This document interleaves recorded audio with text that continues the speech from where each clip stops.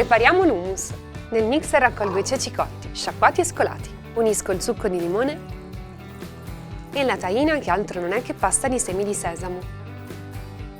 Poi un po' d'olio. A scelta si può aggiungere anche uno spicchio d'aglio spremuto e privato dell'anima, io però preferisco senza. Un pizzico di sale e posso frullare. La potenza del mixer e la durata della frullata determineranno la consistenza più o meno smoothie del tuo hummus, a me piace anche un po' rustico.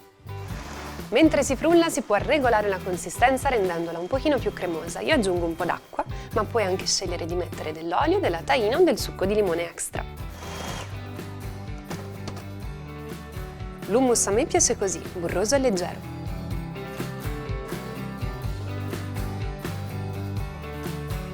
Lo completo con paprika, pepe, prezzemolo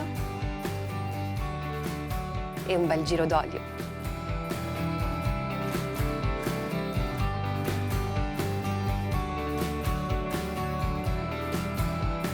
Se non trovi la tahina puoi anche farla in casa, adesso ti faccio vedere come. Tosto in padella i semi di sesamo, li metto in un mortaio con un po' di sale e aggiungendo poco a poco l'olio di sesamo comincio a pestare. Al bisogno aggiungo un po' di acqua calda.